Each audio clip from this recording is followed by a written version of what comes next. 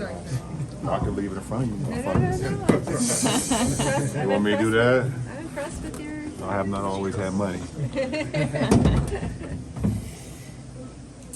Ron, obviously a great win for you guys tonight, but if we could kind of start with Saturday night and just when the news came down, your reaction and just how you've been able to kind of manage your emotions over the last 7 days. Saturday night. Well, my emotions all over the place. Obviously, we had just come off a big win, huge win in the Garden. I was out. I mean, you got some report. I was out with my family at dinner and got the news. And the first time I heard it, I thought it was for sure fake. I thought it was a hoax. People messing around, whatever. But then when AD called me, AD FaceTimed me, and I talked to him for quite a while. And even when I got off the phone with him, it still didn't seem real, and it still pretty much didn't seem real until saw Luka today, and then I saw a clip of AD at the Dallas shoot-around.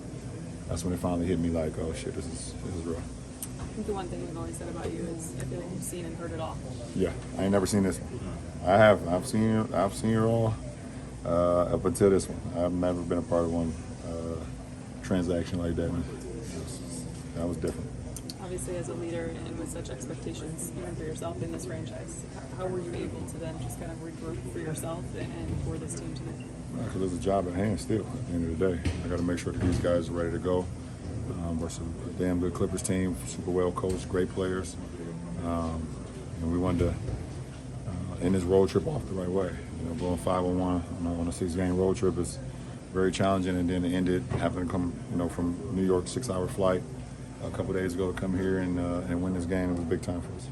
You and AD clicked immediately on the court and seemingly off the court. Mm-hmm. Just how do you sum up the partnership you guys have had? Great. It's great. It's everything and more. We literally became brothers over the last 5.5 years.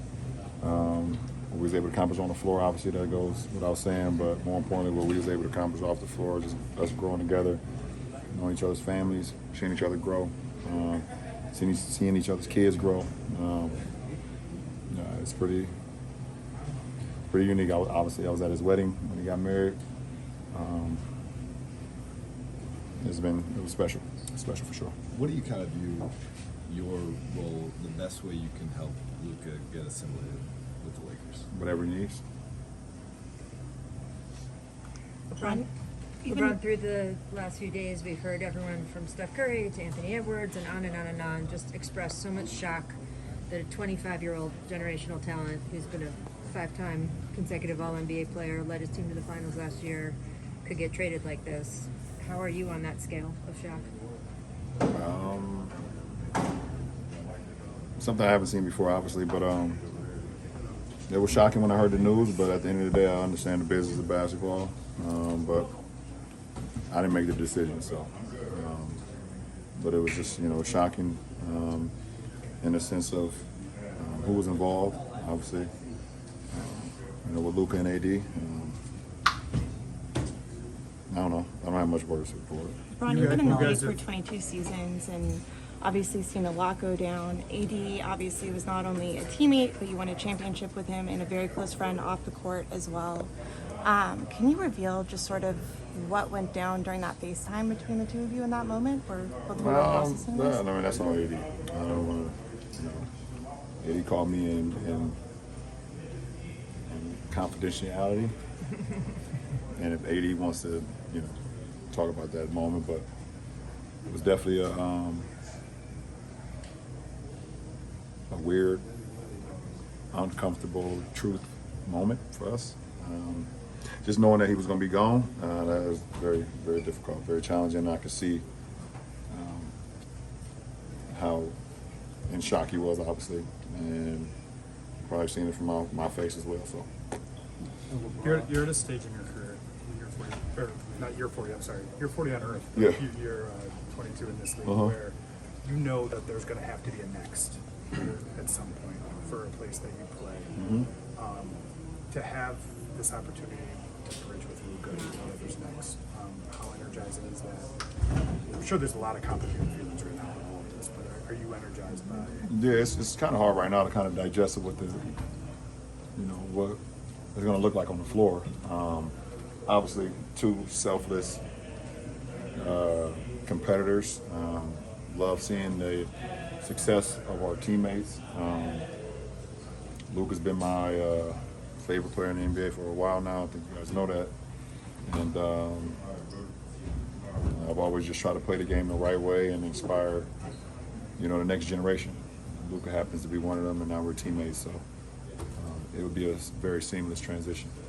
LeBron, I understand that you and Luka are generational talents, but what do you think it will take for this partnership to be really productive as best as can be? Whatever we want it to be. It's going to take long. I can play with anybody. And I think he can as well. So we'll work well together. Dan was kind of talking about what comes next, and obviously Luka being a part of that. Is there any part of you that's kind of concerned that, already there was some debate around this team, right, about how much of your future do you sacrifice to kind of go all in and kind of maximize your window? Any concerns that because you brought in a young star, that some of these priorities kind of might shift more towards the future rather than the present? What's wrong with that? If I had concerns, I would have waived my no trade clause and got up out of here. And this So you still feel like, you've said earlier this year, right, you still envision yourself finishing your career here? Is that still the case? Listen, I'm here right now. I'm committed to the Lakers organization. I'm here to help Luka and Maxey make the transition as smooth as possible. Smooth been here before, so he already know we won a championship with him in 2020, so I ain't worried about him. But as a leader of the team, as one of the captains of the team, it's my job to make it as seamless as possible. So. Ron, with you being a leader, one thing I've always noticed, you being able to control and dictate the pace of the game. For you, when did that start happening for you, being able to control and dictate? Because a lot of superstars can't do that. Yeah, being able to see plays before they happen, never being too sped up, not letting the defense speed you up, but also just, I guess I was taught the game the right way from my little league coaches all the way into, my AAU coaches to my high school coaches. They just taught me to play the game the right way and being able to, telling you you're not a leader unless you can inspire the guys around you, you can put guys in the right spot, and you can calm the noise when everything else seems like it's too much. So I've been blessed to be able to play the game and be coached by the right guys and kind of see things before it happens sometimes. Thanks, LJ.